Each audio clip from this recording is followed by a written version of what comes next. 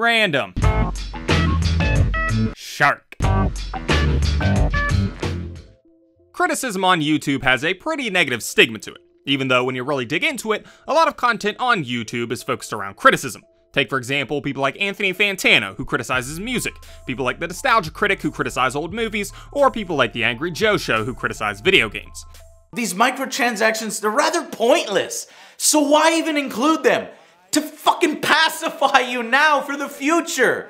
And while channels such as these may get a fair amount of backlash for their opinions on certain products or people, it's not very often that they're labeled as jealous haters whose subscribers don't hold a candle to the sales that this product has.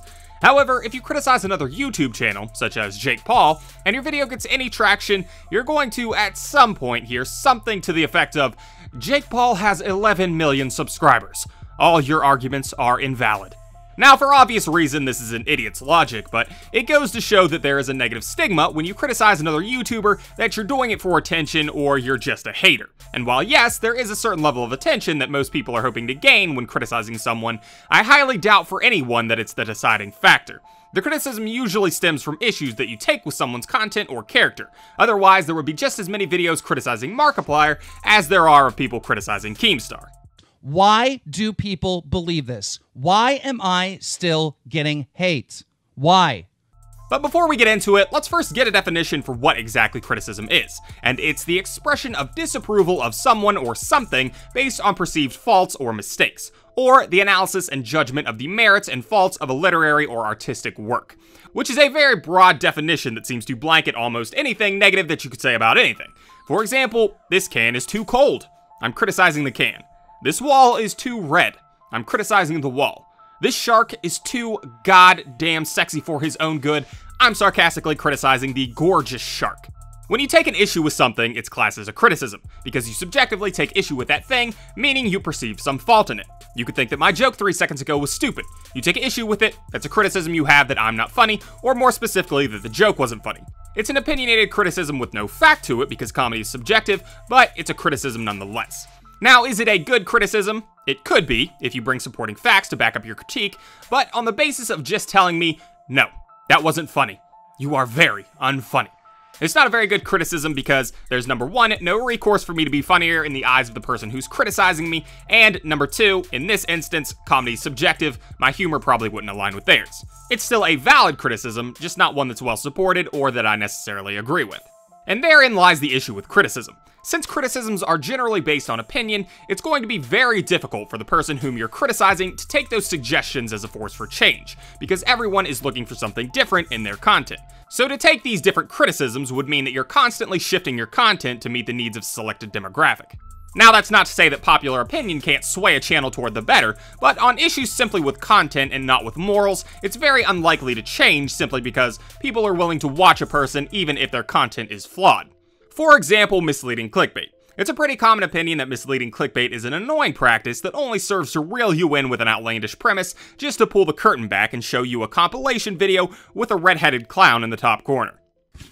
Oof. Oh god, that is not good.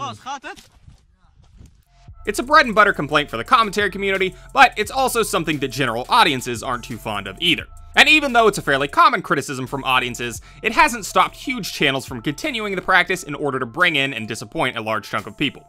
But the point being, it is a popular criticism, it is a valid criticism, and yet very few channels are willing to tone down the levels to which they participate in it.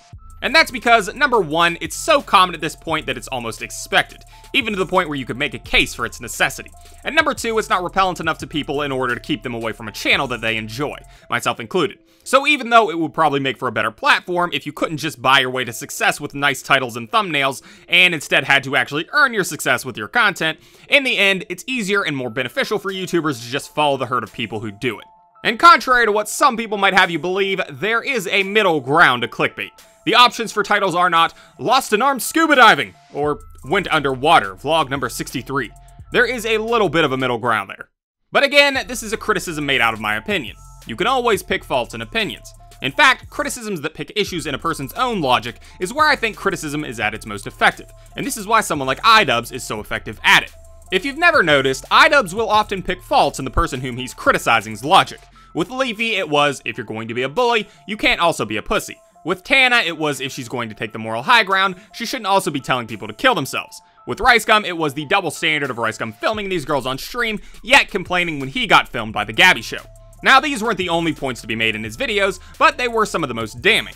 Now, of course, opinions change, people misspeak, so on and so forth, but to catch someone in a hypocritical line of thinking that they still continue to hold on to even when they're caught with it is, in my opinion, the most poignant criticism of all. Because at that point, it's not your subjective view on something that they're doing that you don't agree with, it's their subjective view on something that they don't agree with, and yet they're willing to overlook that view if it helps themselves.